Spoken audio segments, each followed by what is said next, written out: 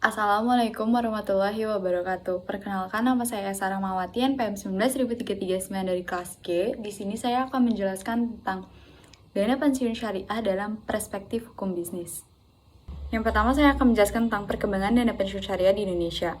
Di era transformasi digital seperti ini, sudah wajib bagi pelaku DPLK untuk melakukan kegiatan pemasaran digital antar pelaku DPLK yang tidak bersaing lagi. Musuh utama di dana pensiun ini ialah perilaku konsumtif masyarakat maupun industri investasi yang lain. Sebelum undang-undang dana pensiun lahir, di masyarakat telah berkembang suatu bentuk tabungan, yaitu dana pensiun serta tabungan untuk hari tua nanti atau THT, yang dibentuk oleh banyak perusahaan baik swasta maupun oleh pemerintah.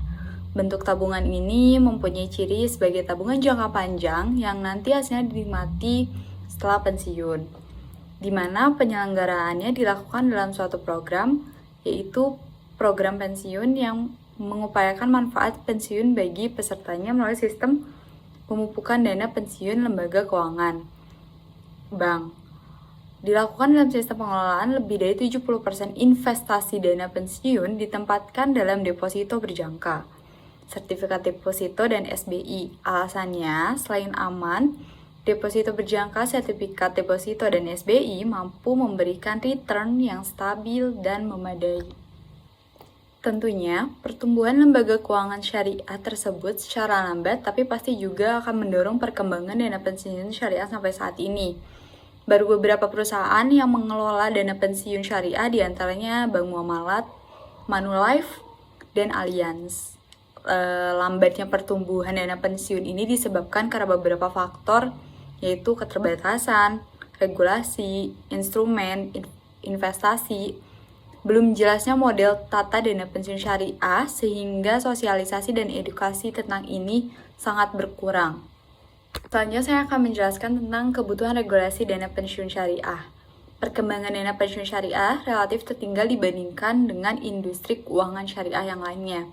Keadaan ini terjadi karena disebabkan minimnya dukungan strategi dan regulasi yang dapat dilihat dari beberapa hal. Yang pertama, dalam konteks strategi pembangunan industrinya.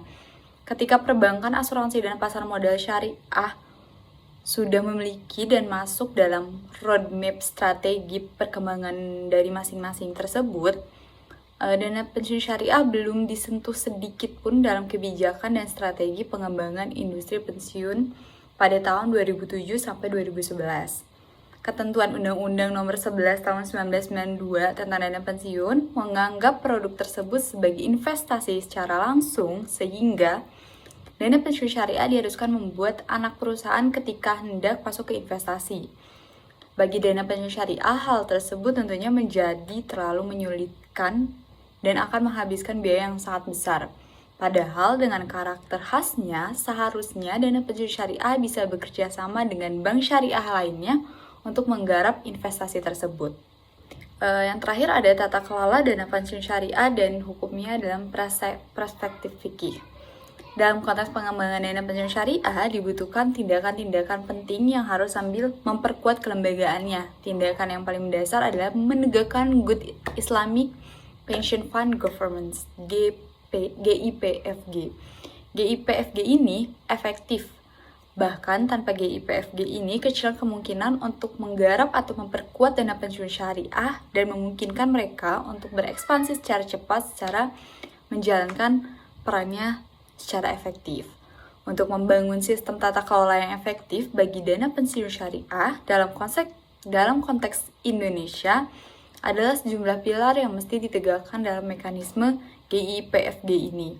Beberapa pilar mendasar, di antaranya yang pertama ada peran strategis Dewan Pengawas Syariah atau Sharia Supervisory Board. Yang kedua, dana pensiun syariah juga harus memiliki sistem internal dan manajemen risiko yang tangguh. Yang ketiga, peningkatan sistem transparansi pengelolaan dana pensiun syariah. Yang keempat, peran yang lebih luas auditor eksternalnya. Badan Pengawas Pasar Modal dan Lembaga Keuangan atau BAPEPAM LK telah mewajibkan seluruh lembaga dana pensiun untuk menyusun sekaligus menerapkan pedoman dan tata kelola dana pensiun sejak 1 Januari 2008. Keputusan tersebut dituangkan dalam keputusan Ketua Nomor KEP 136-BL-6-2006 dengan tujuan mendorong penyusunan pedoman tata kelola yang baik di lingkungan dana pensiun sekaligus memberikan acuan kepada pendiri, pemberi kerja, pengurus, dan pengawas dana pensiun syariah untuk menjadi yang lebih baik lagi ke depannya. Sekian yang bisa saya jelaskan dari perkembangan dana pensiun syariah dalam perspektif hukum bisnis. Mohon maaf bila ada kesalahan. Wassalamualaikum warahmatullahi wabarakatuh.